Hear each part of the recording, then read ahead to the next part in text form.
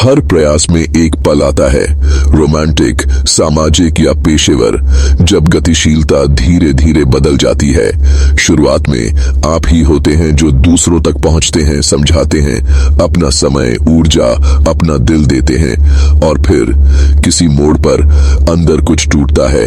आपको इसका एहसास होता है ना? आपके सीने में वो धीमी जलन जब आपकी मौजूदगी पृष्ठभूमि का शोर बन जाती है, वो शांत दर्द जब आपकी दयालुता का सामना सुविधा से होता है। आपने कितनी बार पहुंच को जुड़ाव समझ लिया है? कितनी बार आपने खुद को ऐसे लोगों में झोंक दिया है जो सिर्फ तभी आपकी ओर मुड़े जब उन्हें महसूस करने की जरूरत थी कि आप जरूरी हैं। हम खुद को समझाते हैं कि निरंतरता ही ताकत है, लेकिन कभी कभी यह डर का एक मुखौटा मात्र होता है। भुला दिए जाने का डर, इस सच्चाई का सामना करने का डर कि शायद, बस शायद, उन्होंने शुरू में ही आपकी कद्र नहीं की। स्टोइक लोग इस एहसास को समझते थे। खुद को दूर करना, खुद को चुनना, उनके बहते रहने के दौरान स्थिर खड़े रहना, यह कमजोरी नहीं, यह बुद्धिमत्ता है। और जब आप पीछा करना छोड़ देते हैं, जब आप खामोशी को अपनी बात कहने देते हैं, तो जो लोग कभी आपको नजरअंदाज करते थे वे आपकी अनुपस्थिति में बिखरने लगते हैं। अगर ये शब्द आपके दिल में गूंजते हैं, अगर आप जिंदगी में सिर्फ लोगों की नजरों में आने के लिए अपनी शक्ति गंवाते रहे हैं, तो सदस्यता लेने पर विचार करें। अपने उस हिस्से के लिए जो भागना बंद करके यह याद करने को तैयार है कि आप कौन हैं। शुरुआत में सहज ज्ञान शुद्ध लगता है। आप आगे बढ़ते हैं, जांच पड़ताल करते हैं, परवाह करते हैं। हर संदेश, हर हाव भाव के साथ आपको लगता है कि आप कुछ वास्तविक बना रहे हैं। जुड़ाव, आत्मीयता, वफादारी। आपको सिखाया गया है कि अपनी कीमत सबसे पहले सामने आकर, बिना मांगे देकर, दूसरे व्यक्ति को देखा हुआ, सुरक्षित, चुना हुआ महसूस कराकर साबित करें। लेकिन धीरे धीरे सतह के नीचे कुछ बदल जाता है। जितना ज्यादा आप देते हैं उतना ही कम फर्क पड़ता है। जितना ज्यादा आप आगे बढ़ते हैं उतना ही वे दूर होते जाते हैं। यह धीरे धीरे शुरू होता है। देरी से जवाब, अस्पष्ट जवाब, छूटी हुई कॉल, आप इसे नजरअंदाज कर देते हैं। हो सकता है वे व्यस्त हों, हो सकता है आप जरूरत से ज्यादा सोच रहे हों, फिर भी गहरे में एक शांत सच्चाई फुसफुसाने लगती है। यह संतुलन नहीं है, यह समर्पण के रूप में छिपी निर्भरता है। यह एक मुश्किल एहसास है, क्योंकि आपने कभी खुद को खोने का इरादा नहीं किया था, लेकिन जब पीछा करना ही स्वभाव बन जाता है तो ठीक यही होता है। आप सिर्फ उनका पीछा नहीं करते, आप उन्हें अपनी कहानी लिखने के लिए कलम थमा देते हैं। ऐसा करते हुए अक्सर अनजाने में आप उन्हें उस पद पर बिठा देते हैं जिसकी उन्होंने कभी मांग ही नहीं की थी, और बिना किसी सवाल के उसके आगे घुटने टेक देते हैं। अनकहा संदेश जोरदार होता है, तुम मुझसे ऊपर हो, मुझे तुम्हारी जरूरत तुमसे ज्यादा है। मानव स्वभाव पूर्वानुमानित रूप से प्रतिक्रिया करता है। जो बिना किसी अपेक्षा के बार बार दिया जाता है वह अपेक्षित हो जाता है। जो अपेक्षित हो जाता है वह पृष्ठभूमि के शोर में खो जाता है, और जो शोर में खो जाता है उस पर ध्यान नहीं दिया जाता। स्टोइक लोगों ने आधुनिक भाषा के अस्तित्व में आने से बहुत पहले ही इस पैटर्न के बारे में चेतावनी दी थी। एपिक्टेटस ने लिखा था, चीजें हमें परेशान नहीं करती, बल्कि चीजों के बारे में हमारी राय हमें परेशान करती है। जब आप पीछा करते हैं तो उनका व्यवहार दुख नहीं पहुंचाता, बल्कि उनकी प्रतिक्रियाओं को आप जो अर्थ देते हैं वह दुख पहुंचाता है। उनकी खामोशी एक कहानी बन जाती है, उनकी दूरी अस्वीकृति बन जाती है। आपकी आंतरिक दुनिया पूरी तरह से किसी और की प्रतिक्रिया पर निर्भर होने लगती है। यह जुड़ाव नहीं है, यह भावनात्मक आउटसोर्सिंग है। आधुनिक संस्कृति अक्सर प्रयास को सद्गुण समझ लेती है। आपको अपनी भावनाओं को व्यक्त करने, जिससे आप प्यार करते हैं, उसके लिए लड़ने और कभी हार न मानने के लिए कहा जाता है। और हालांकि इसमें सच्चाई है, जब दोनों लोग आधे रास्ते में मिलते हैं तो यह खतरनाक हो जाता है। जब एक व्यक्ति किसी ऐसे व्यक्ति की ओर दौड़ता है जो मुश्किल से चल पा रहा हो, यह असंतुलन निकटता की ओर नहीं ले जाता, यह पतन की ओर ले जाता है। देर सबेर जो पीछा करता है वह अदृश्य महसूस करता है, और दूसरे की उपस्थिति में अदृश्य होना सबसे गहरा भावनात्मक दर्दों में से एक है। पीछे हटना क्रूरता नहीं है, यह स्पष्टता है। आप पीछे हटकर उन्हें सजा नहीं दे रहे हैं, आप अपनी शांति की रक्षा कर रहे हैं। आप चुपचाप कह रहे हैं, मैं उस जगह के लिए भीख मांगी अपनी शांति की रक्षा कर रहे हैं। आप चुपचाप कह रहे हैं, मैं उस जगह के लिए भीख मांगने से इनकार करता हूं जो उसे दी जानी चाहिए थी। जब वह जगह खाली होती है तो कुछ उल्लेखनीय घटित होता है। वह सन्नाटा जिसे उन्होंने कभी अनदेखा किया था गूंजने लगता है। अनुपस्थिति शब्दों से भी ज्यादा तेज हो जाती है, इसलिए नहीं कि आप चले गए हैं, बल्कि इसलिए कि अब आप कोशिश नहीं कर रहे हैं। यह बदलाव शक्तिशाली है। लोग उस चीज की कमी पर ज्यादा ध्यान देते हैं जो लगातार बनी रहती है। हम उस चीज को सामान्य बना देते हैं जो हमेशा से मौजूद है, और उस चीज को नजरअंदाज कर देते हैं जिसे हम कभी हल्के में लेते थे। जिस क्षण आप किसी ऐसे व्यक्ति को देना बंद कर देते हैं जो सिर्फ आत्मसात करता है, इसलिए नहीं कि उसे आपकी याद आती है, बल्कि इसलिए कि उसे आपके द्वारा दिए गए एहसास की कमी खलती है, एक अलग तरह का ध्यान आकर्षित होता है। इसके बिना उन्हें अपने ही एक ऐसे रूप का सामना करना पड़ता है जिसे वे शांत करना नहीं जानते। सबसे मुश्किल हिस्सा वह आंतरिक संघर्ष होता है जब आप पीछा करना बंद करने का फैसला करते हैं। यह गलत लगेगा, हार मानने जैसा, यहां तक कि असफलता जैसा भी, लेकिन यह बेचैनी कमजोरी नहीं है। यह एक ऐसे पैटर्न से पीछे हटना है जो कभी टिकने वाला नहीं था, और अक्सर दुख आता है उनके लिए नहीं, बल्कि आपके उस रूप के लिए जो मानता था कि प्यार को मेहनत के सबूत से कमाया जा सकता है। उस रूप ने एक बार आपकी सेवा की थी, लेकिन वह शांति के लिए नहीं बना था, वह पीछा करने के लिए बना था। शांति पीछा करने में नहीं, बल्कि उपस्थिति में रहती है, पारस्परिक, सम्मानजनक, बिना किसी दबाव के। यही कारण है कि शांति एक दर्पण बन जाती है। जब आप समझाना, साबित करना, प्रयास करना बंद कर देते हैं, तो दूसरा व्यक्ति, जब आप समझाना बंद कर देते हैं, साबित करना बंद कर देते हैं, कोशिश करना बंद कर देते हैं, तो दूसरे व्यक्ति को एक ऐसी खामोशी का सामना करना पड़ता है जिसे वे नियंत्रित नहीं कर सकते। ज्यादातर लोग उसी से डरते हैं जिसे वे नियंत्रित नहीं कर सकते। आपका पीछे हटना स्क्रिप्ट को हटा देता है। कोई प्रतिक्रिया नहीं, कोई पूर्वानुमानित प्रयास नहीं, बस एक जगह, वह जो जगह जो चिंतन को मजबूर करती है।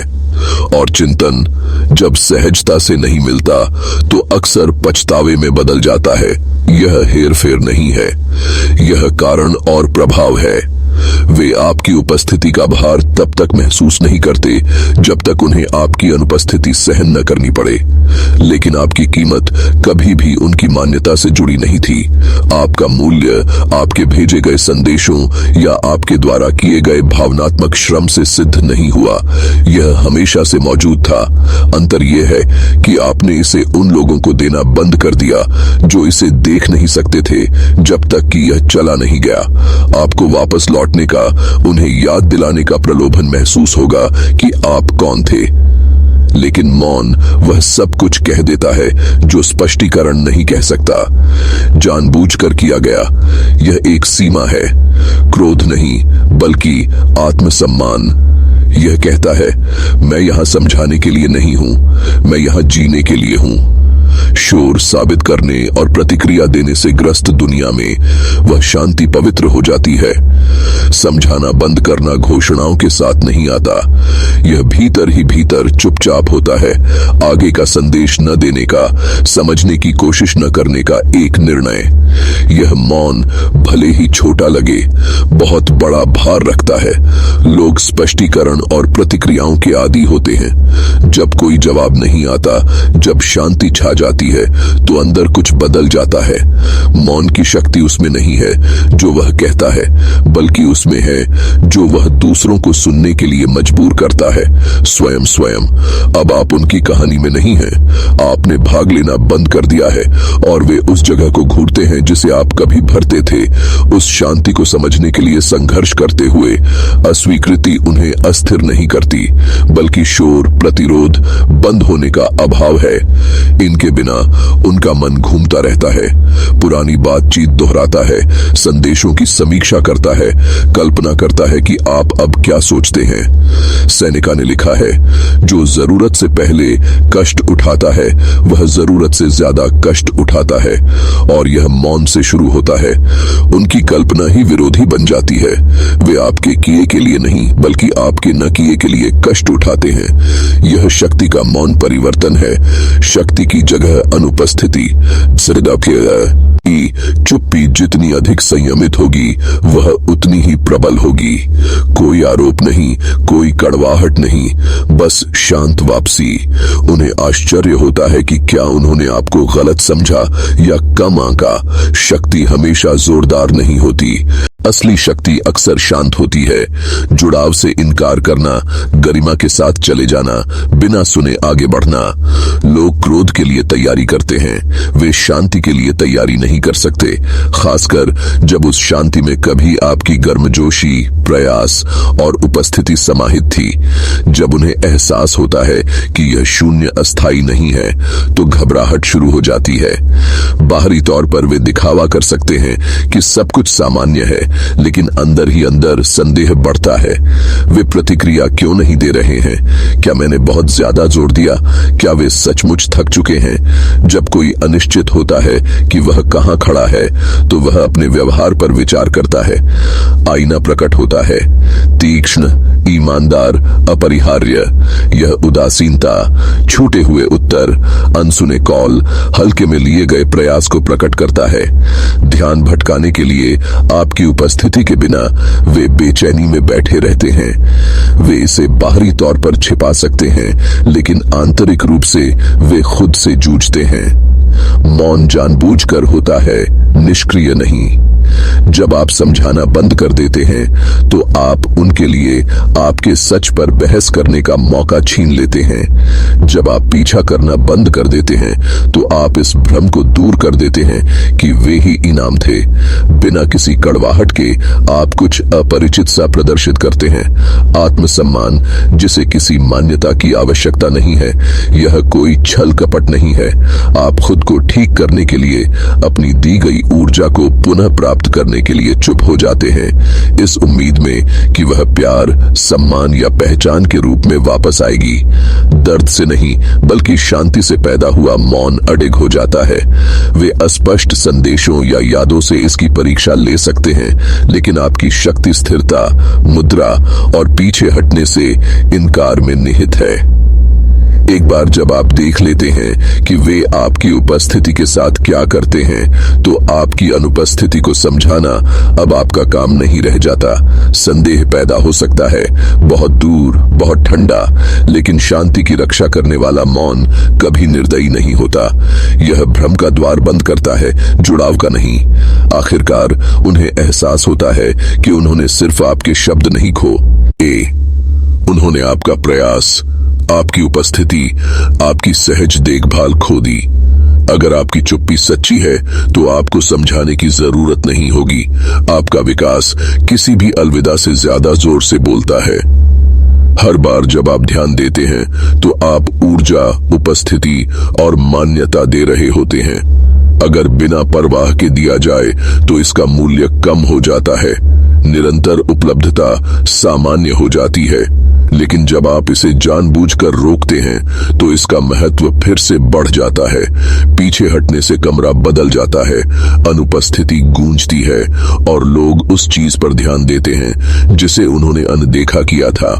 शुरुआत में उन्हें सीधे आपकी नहीं, बल्कि आपके ध्यान से मिली भावनात्मक निश्चितता, गर्मजोशी और मान्यता की कमी महसूस होती है। यह अनुपस्थिति उन्हें चुनौती देती है। वे अपने उस रूप से जूझते हैं जिसे स्थिर करने के लिए वे आपके ध्यान पर निर्भर थे। ध्यान मुद्रा है, मुफ्त में दिया जाए तो यह बढ़ता है, संरक्षित होने पर यह अनमोल हो जाता है। मार्कस ऑरेलियस ने कहा था, सबसे अच्छा बदला उस व्यक्ति से अलग होना है जिसने चोट पहुंचाई। विकास किसी को गलत साबित नहीं कर रहा है, यह ऐसा व्यक्ति बनना है जिसे संपूर्ण महसूस करने के लिए मान्यता की आवश्यकता नहीं है। जब आप देने वाले से मूक दर्शक बन जाते हैं तो विपरीतता प्रकट होती है। वे आपके उस रूप को याद करते हैं जो हमेशा आपकी नजरों में रहता था और अब किसी ऐसे व्यक्ति का सामना करते हैं जो अब स्वतः ही ध्यान नहीं देता। यह अंतर बहुत शक्तिशाली है। वे उन भावनाओं का पीछा करते हैं जो कभी आपकी प्रतिबिंबित होती थीं, न कि आप। जब आप पीछे हटते हैं तो उनके द्वारा पैदा किया गया असंतुलन अपने आप ठीक हो जाता है। आपका पीछे हटना सजा नहीं है, यह स्वयं की ओर वापसी है। आपकी ऊर्जा जो पहले बाहर बिखरी हुई थी अब आपके अपने जीवन का पोषण करती है। आप आगे बढ़ते हैं, चुंबकीय, सीमाओं से भरे, शांत, अछूते। वे आपके एक अपरिचित रूप को देखते हैं, एक ऐसे व्यक्ति को जिसकी स्पष्टता, रहस्य और स्थिर उपस्थिति है। यह अनुपस्थिति तनाव पैदा करती है, निश्चितता चली जाती है। उन्हें एहसास होता है कि वे आपका पीछा नहीं कर रहे हैं, वे अपने उस प्रतिबिंब का पीछा कर रहे हैं जिसे आपने कभी मान्य किया था। यह बदलाव सूक्ष्म है, निर्विवाद है। आपने इसे जबरदस्ती नहीं किया, आप बस वहां से हट गए जहां आपकी ऊर्जा को महत्व नहीं दिया गया था। दूसरों को यह सच्चाई याद दिलाते थे हुए ध्यान की कीमत चुकानी पड़ती है। लापरवाही से दिया गया यह क्षीण हो जाता है, सुरक्षित यह पवित्र हो जाता है। अब आपको उनकी अनुपस्थिति को पहचानने की जरूरत नहीं है, आप अपने आप में लौट आए हैं। ताकत हमेशा बोलती नहीं है, यह चुपचाप खुद को दूर कर लेता है और निर्विवाद हो जाता है। असली ताकत टकराव या शोर नहीं है, यह शांत नियंत्रण है। पीछा छोड़ना आपकी कहानी को पुनः प्राप्त करता है, आपकी कलम वापस देता है और मान्यता से ज्यादा शांति को प्राथमिकता देता है। स्टोइक इसे समझते थे। स्वतंत्रता आत्मसंप्रभुता है, दूसरों पर प्रभुत्व नहीं। एपिक्टेटस ने कहा था कि स्वतंत्रता जीवन का सार्थक लक्ष्य है, दूसरों को नियंत्रित करना नहीं बल्कि अपनी प्रतिक्रियाओं से नियंत्रित न होना। समझ से पैदा हुआ मौन और वैराग्य बिना किसी स्पष्टीकरण के गतिशीलता को बदल देते हैं। वे धीरे से आगे बढ़ सकते हैं, लेकिन यह जिज्ञासा है, पुनः जुड़ाव नहीं। आपकी शांति उन्हें आपसे नहीं बल्कि खुद से सामना करने के लिए मजबूर करती है। दर्पण बहस नहीं करते, वे प्रतिबिंबित करते हैं और प्रतिबिंब दिखाता है कि वे आपके साथ कैसे थे। उन्होंने कितना कम दिया, कितनी आसानी से उन्होंने मान लिया कि आप हमेशा वहां रहेंगे। यह सजा नहीं है, यह परिवर्तन है। मौन ऊर्जा, गरिमा, स्पष्टता को पुनर्स्थापित करता है। समझाने, सुधारने या चुने जाने की निरंतर आवश्यकता ने आत्मसम्मान को नष्ट कर दिया। इसे रोकने से यह पुनर्स्थापित होता है। असली ताकत दूसरों को नियंत्रित करना नहीं है, यह जड़, शांत और सिद्धांतबद्ध बने रहने का नाम है। जब आप एक ही खेल नहीं खेलते तो लोग आपकी प्रतिक्रियाओं में हेरफेर नहीं कर सकते। आपका विकास बोलता है, सीमाएं मायने रखती हैं, स्पष्टता हावी होती है। वे महसूस करते हैं कि आपका ध्यान फिर से पाना कितना मुश्किल है। वे आपका नहीं बल्कि आपकी उपस्थिति में प्रतिबिंबित स्वयं के उस रूप का पीछा करते हैं। ध्यान अब मुफ्त नहीं है, यह उपस्थिति, प्रयास और निरंतरता से अर्जित होता है। और जब उन्हें इसका एहसास होता है तो आप जरूरत से प्रतिक्रिया नहीं देते, आप समझदारी से प्रतिक्रिया देते हैं। कार्ल जंग ने कहा था कि लोग अपनी आत्मा का सामना करने से बचने के लिए कुछ भी करेंगे। आपकी शांति टकराव को मजबूर करती है। वे आपका नहीं बल्कि स्वयं का सामना करते हैं। आपकी खामोशी उनके कार्यों की वास्तविकता को दर्शाती है। यह दर्शाती है कि जब उन्होंने आपका दिल थामा था तब वे कौन थे। आप उन्हें चोट पहुंचाने के लिए अलग नहीं हुए, आप स्वयं को पुनः प्राप्त करने के लिए अलग हुए। अब आप पीछा नहीं करते, समझाते नहीं या औचित्य सिद्ध नहीं करते, आप बस आगे बढ़ते हैं, चुंबकीय, अडिग, स्थिर खड़े रहें। खामोशी को सच्चाई प्रकट करने दें। जब आपको देखे जाने की जरूरत नहीं रहती तो आप अंततः खुद को स्पष्ट रूप से देख पाते हैं। अगर यह बात आपको पसंद आई तो आत्मनियंत्रण की आपकी यात्रा को और गहरा करने के लिए एक और वीडियो आपका इंतजार कर रहा है। स्टोइक जर्नल का हिस्सा बनने के लिए धन्यवाद, जहां मौन कमजोरी नहीं बल्कि बुद्धिमत्ता है।